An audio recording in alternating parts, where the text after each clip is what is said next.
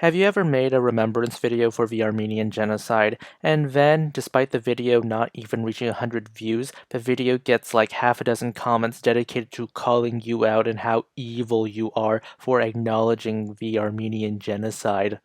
Okay, let's see what the Turkish nationalists say about it. They say that the Armenian Genocide was a justified response to Armenian collaboration with Russia and the UK. They say that the Armenian Genocide wasn't done by Turks but by Kurds and other groups. And they say that the Armenian Genocide was committed by basically rogue officers, despite the deportation still happening anyways. This fellow right here is Talat Pasha, one of the three pashas who ruled the Ottoman Empire.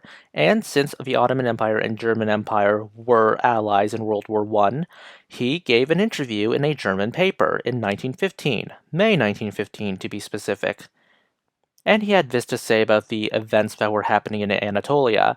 "We are no savages. The reports of sad events have kept me up many a night. The guilty officials have received the punishment they deserved. We have been blamed for not making a distinction between guilty and innocent Armenians. To do so was impossible, because of the nature of things, one who was still innocent today could be guilty tomorrow. The concern for safety of Turkey had simply had to silence all other concerns. Our actions were determined by national and historical necessity." Yeah, that's a bunch of BS. His nonchalant attitude stands in nice contrast to how, yeah, let God sort them out. In this same interview, he had some rather interesting things to say about the Armenians as a people.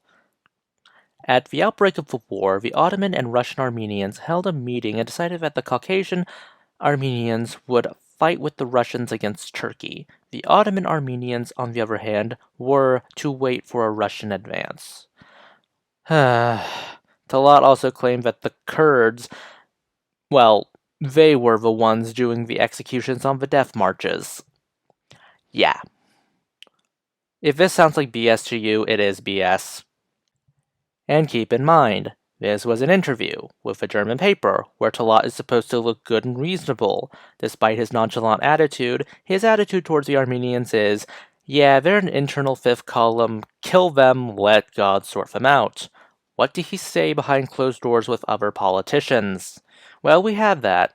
During a conversation with Henry Morgenthau, the American ambassador to the Ottoman Empire between 1913 and 1916, aka America was not involved in the war yet, he recalled this conversation with Talat. "It is no use for you to argue," Talat answered. "We have already disposed of 3/4 of the Armenians. There are none left in these 3 cities I'm not going to pronounce. The hatred between the Turks and the Armenians is now so intense that we have got to finish them. If we don't, they will plan their revenge." "If you are not influenced by humane considerations," I reply, I being Henry Morgenthau, "think of the material loss. These people are your businessmen. They control many of your industries. They are very large taxpayers. What would become of you commercially without them?" Talat's response was, "We care nothing about the commercial loss. We have figured all that out, and we know that it will not exceed £5 million. We don't worry about that. I have asked you to come here as to let you know that our Armenian policy is absolutely fixed, and there's nothing, and that nothing can change it. We will not have the Armenians anywhere in Anatolia. They can live in the desert, but nowhere else." If Talat doesn't come off as a mustache-twirling supervillain yet, here's what he had to say next. "No Armenian can be our friend after what we have done to them. I wish that you would get the American life insurance companies to send us a complete list of their Armenian policyholders. They are practically all dead now and have left no heirs to collect the money. It, of course, all escheats us to the state. The government is the beneficiary now. Will you do so?" "You will get no list from me," said Henry Morgenthau, and he got up and left. Yep, he asked for the life insurance money, and this is just mustache-twirling supervillain stuff. Honestly, that life insurance bit is consistent with what the Ottoman government was doing at the time. We know for a fact that Armenian properties were confiscated during the genocide in order to benefit the Turkish state, and were often bidded pennies on the dollar. Speaking of Armenian properties, let's talk about someone who objected to the Armenian Genocide. This right here is Ahmed Riza, a statesman of the Ottoman Empire, a senator, in fact, who opposed the state-sponsored theft of property. If there is a constitution in this country and constitutional rule, this law on abandoned property must not be. It is a crime. Strong-arm me, expel me from my village, then sell my property. This is never lawful. No Ottoman conscience or law can ever accept this.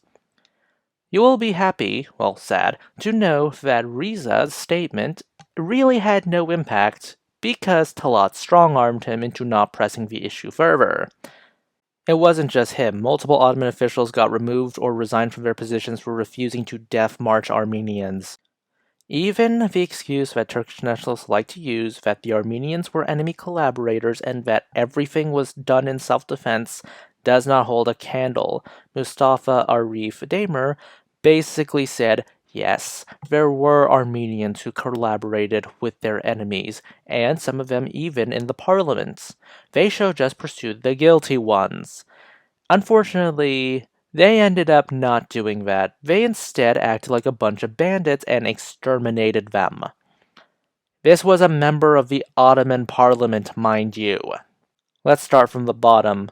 Okay, just because you disciplined the officers who committed the massacres during the deportations doesn't stop the fact that your deportations was either to the Black Sea or to the middle of the desert.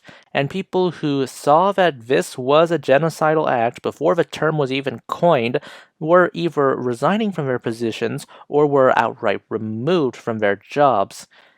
And for things that are supposed to be done by random groups of officers, the government itself seemed to not mind benefiting from the death marches. Such as, I don't know, taking properties from Armenians and trying to extort American insurance companies in order to get the Armenian life insurance money.